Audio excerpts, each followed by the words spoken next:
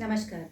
मैं doctor Anshul Varman, Apollo hospital से skin और हेयर स्पेशलिस्ट। जैसा कि मैंने अपने पिछले वीडियो में बताया था, हेयर फॉल के कई कारण हो सकते हैं, जैसे कि इन्फेक्शन है, डेंगू, चिकनगुनिया वगैरह, फिजिकल या मेंटल स्ट्रेस है, सीजनल हेयर फॉल है, या फिर कोई हाई डोज मेडिसिन आपने ली हैं उसकी वजह से है, जेनेटिक हो सकता है।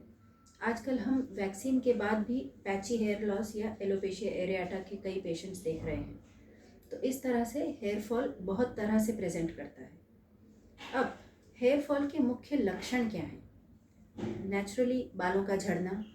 अब ये बालों का झड़ना आपका या तो ब्रेकेज के फॉर्म में हो सकता है, यानी बाल टूट टूट के गिर रहे हैं, या स्प्लिट एंड्स हो रहे हैं, या फिर पूरी जड़ें या लटें गिर रही हैं।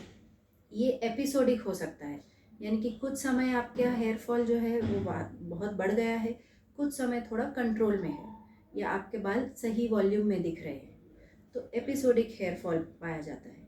या पैची हेयर लॉस होता है, यानी कि बाल के कुछ स्कैल्प के कुछ एरियाज़ में ज़्यादा हल्के हो रहे हैं बाल, या उस एरिया से ज़्यादा गिर रहे हैं, तो वहाँ गैप ज़्यादा दिख रहा है, तो पैची हेयर लॉस भी एक प्रेजेंटेशन हो सकता है। अब इन सब चीज़ों के लिए मेन हमारा हेयर ग्रोथ साइकिल है, उस पर डिपेंड होता है। हमारे हेयर ग्रोथ साइकिल में मेनली 3 तरह के फेजेस आते हैं, तो आपका जो भी प्रेजेंटेशन है वो इन हेयर ग्रोथ साइकिल्स पर ही डिपेंड करेगा। पहला जो है हमारा वो है एनाजन फेज, यानी कि हमारा ग्रोइंग फेज। 80 to 85% बाल हमारे इस ग्रोइंग फेज में होते हैं, जो कि एनाजन फेज कहलाता है। कुछ समय के लिए, बहुत शॉर्ट पीरियड के लिए वो ट्रांजिशन फेज में आते हैं, यानी कि कैटाजन फेज में, और बाद में आता है एक रेस्टिंग फेज या टेलोजन फेज, जिसमें बाल निकल जाता है और नया जड़ वापस हेयर ग्रो करता है। तो अगर हमारे बाल इस टेलोजन फेज में बहुत लंबे समय तक रहते हैं, या बहुत ज़्यादा परसेंटेज हमारे स्कैल्प के हेयर इस टेलोजन फेज में है, तो हेयर फॉल बढ़ जाता है।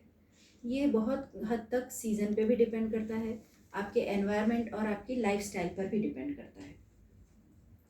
तो जड़ों की मजबूती और आपकी हेयर फॉल की सिवियरिटी दोनों इन हेयर ग्रोथ साइकिल पर डिपेंड करें। तो अब आप आपके डॉक्टर के पास जब ये हेयर फॉल की समस्या लेकर जाते हैं, तो क्लिनिकल एग्जामिनेशन और हिस्ट्री के आधार पे वो हेयर फॉल का डायग्नोसिस करेंगे। जिस तरह से मेल्स और फीमेल्स में हेयर फॉल का प्रेजेंटेशन अलग होता है, जो हम हार्मोनल या जेनेटिक पैटर्न का जो हेयर लॉस बोलते हैं, पैटर्न हेयर लॉस कहलाया जाता है, या एंड्रोजेनेटिक एलोपेशिया।